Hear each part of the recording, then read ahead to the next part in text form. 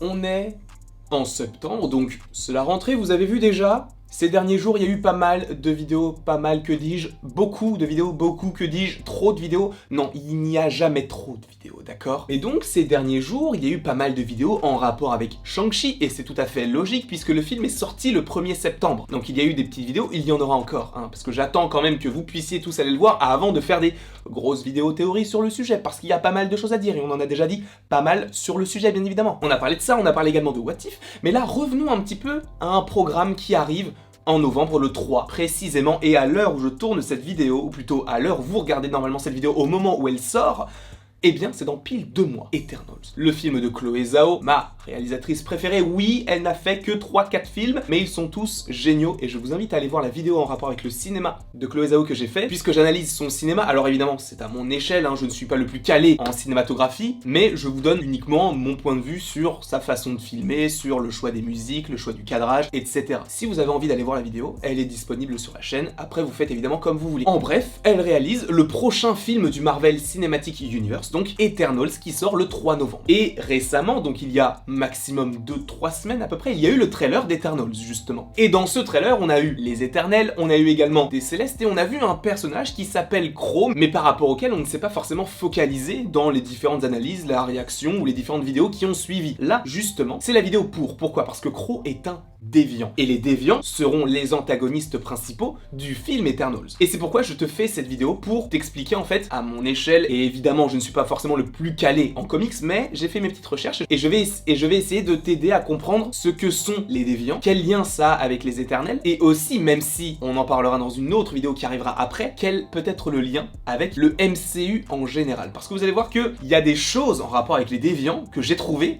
qui sont totalement folles. Et même avec les Éternels, parce qu'il y a les X-Men, tout ça. Mais on va pas parler de ça, là on va parler d'autre chose. Et ça, ce sera dans la vidéo qui suivra. Parce qu'Eternals peut teaser quelque chose de plutôt pas mal. On va pouvoir commencer. Bien évidemment, on a fait l'histoire des Éternels, l'histoire des Célestes. On se devait de faire l'histoire des déviants. Qu'est-ce qu'un déviant? Eh bien c'est une espèce, une sorte de dérivé de l'humanité qui a été créée par les Célestes, un petit peu à la manière de la création des Éternels, sauf que les déviants n'ont pas le même code génétique que les Éternels. Ce qui fait qu'ils ont été entre guillemets un petit peu rejetés par rapport aux Éternels, qui sont semblables à la perfection. Je suis désolé, mais Richard Madden, donc l'acteur qui joue Icaris, donc l'un des personnages les plus iconiques du film, il est semblable à un dieu. Enfin, physiquement déjà, excuse-moi, mais Richard Madden, il est beau, il faut le dire, il faut le dire, d'accord? Son costume, il est plutôt cool. En plus, il est bleu. Le bleu dans l'art, c'est la royauté. C'est, je sais pas ce que c'est d'autre, mais je sais que c'est la royauté. Mais en tout cas, il est parfait. Tena, c'est Angelina Jolie.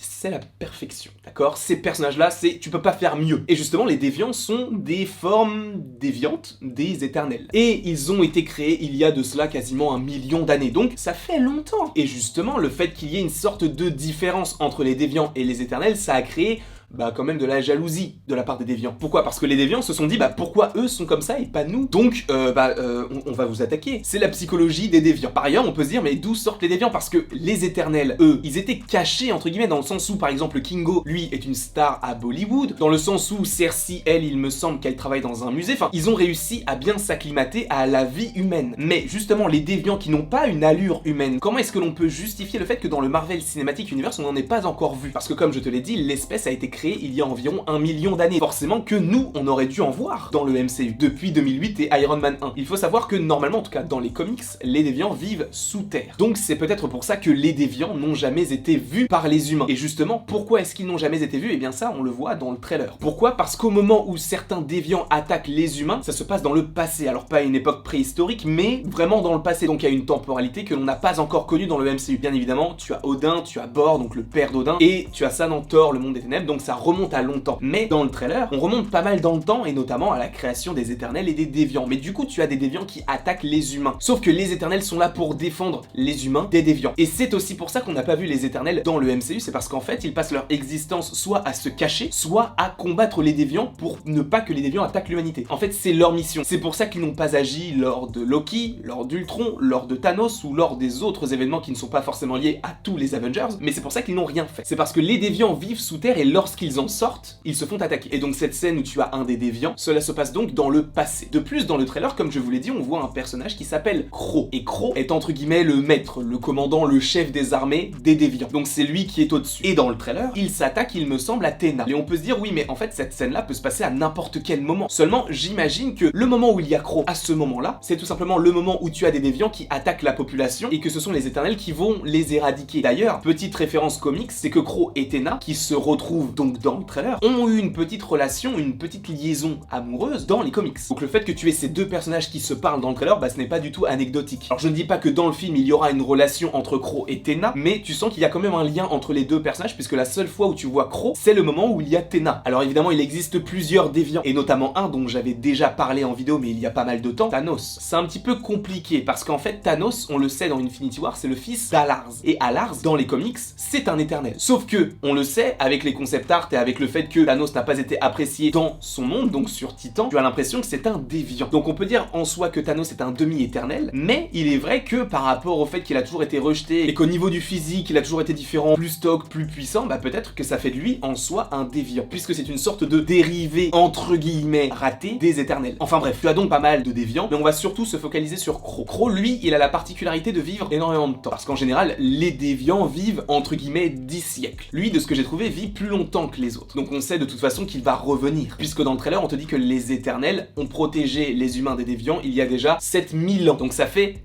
70 siècles. Donc à mon avis, Crow était dans le passé, mais il sera également l'un des antagonistes du présent, en tout cas en 2023, puisqu'on sait que le film Eternals se passe en 2023. Et donc Crow est un déviant, et il a pas mal de pouvoir, et il jalouse, entre guillemets, les éternels, et il y a eu pas mal de guerres entre les éternels et les déviants. Mais justement, les déviants, ils vivent sous terre, mais est-ce qu'ils ont toujours vécu sous terre? Bah, pas vraiment. De ce que j'ai trouvé par rapport aux comics, ils vivaient en Lémurie ou en Lémuria. Peu importe comment tu le dis, c'est comme Atlantis ou l'Atlantide. Peu importe, je crois que c'est Atlantis d'ailleurs. Bref, ils vivaient donc en Lémuria. C'était une sorte de vaste territoire qui existe depuis pas mal de temps. Donc depuis, je crois, 20 000 ans. Par ailleurs, là où c'est intéressant, c'est que les Lémurians ou les Lémuriens, donc les habitants de la Lémurie ou la Lémuria, ont eu pas mal de contentieux avec les Atlantes. Et ça, on en parlera dans la vidéo qui suit. Parce qu'en fait, la Lémurie ou la Lémuria dominait la Terre, tandis que les Atlantes dominaient l'océan. Et il y a eu pas mal de guerres, etc. Et en fait, la Lémurie a fini par être engloutie. Bizarrement, comme l'Atlantide. Et pour en revenir aux déviants, ce qui les caractérise par rapport aux éternels, c'est que oui, les éternels ont des pouvoirs, les déviants, eux, se basent surtout sur la science. Et ils ont notamment créé un autre déviant qui s'appelle Spore, pour ne citer que lui, parce qu'il y a d'autres déviants qui ont été créés, mais Spore, précisément. Et ça peut être intéressant par rapport au trailer, encore une fois. Et surtout par rapport au premier trailer. Parce qu'au moment où tu découvres Druig, donc pas forcément au moment où tu le découvres, mais à un moment donné dans le trailer où on le voit, on sait qu'il y a pas mal de gens autour de lui. On le sait aussi par rapport à des arrêts sur image que l'on a fait lors des différentes analyses de trailer, ils sont contrôlés par quelque chose ou par quelqu'un. Leurs yeux sont d'ailleurs, il me semble, dorés, donc tu peux supposer que c'est en rapport avec un éternel, et d'ailleurs le pouvoir de Druig c'est de contrôler l'esprit des humains, donc peut-être que c'est bien lui qui les contrôle, c'est tout à fait possible. Cependant, Spore, comme je te l'ai dit, c'est une création des déviants qui est lui-même donc un déviant, et lui aussi a une sorte de pouvoir un petit peu similaire à celui de Druig, dans le sens où il peut également manipuler les esprits. Et justement, cette scène où tu as Druig qui sort de sa maison en bois, ou en tout cas sa maison de campagne là, les plans d'après par rapport aux différents trailers, ce sont les éternels qui affrontent des déviants comme par hasard. Alors soit c'est bien Spore qui est en lien avec ces différents déviants et que c'est un autre déviant un petit peu comme Crow, ou alors c'est Druig qui lui contrôle les humains et qui est peut-être lié, sachant qu'on peut supposer que Druig sera vraiment celui qui sera à l'écart des autres et qui n'aura pas forcément les mêmes idéologies que les éternels. Donc peut-être que Spore sera présent, mais c'est vrai qu'on peut plus supposer que ce sera Druig qui contrôle les esprits. Mais en tout cas, Spore est une créature qui a été fabriquée, créée entre guillemets, par les déviants. Donc il y a pas mal de connexions qui peuvent se faire. Après, encore une fois, les déviants, on ne sait pas vraiment ce que ça va donner, puisqu'on n'a pas réellement vu d'antagoniste dans le moment présent, puisque si on estime que Crow affronte Tena entre guillemets dans le passé, eh bien c'est le seul moment où on les voit s'affronter. Encore une fois, il y aura des déviants, je pense, dans le monde actuel, puisqu'on ne peut pas uniquement se focaliser sur des flashbacks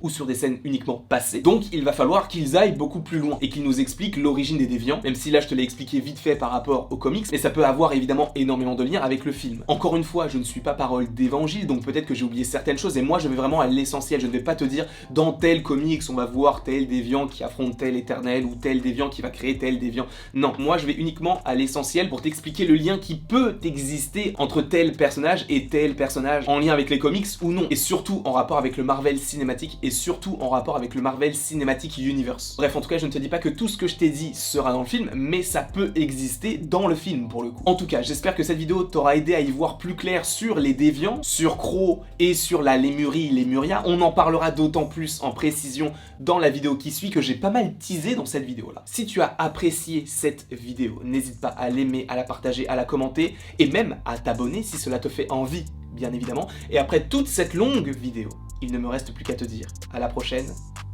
pour la prochaine.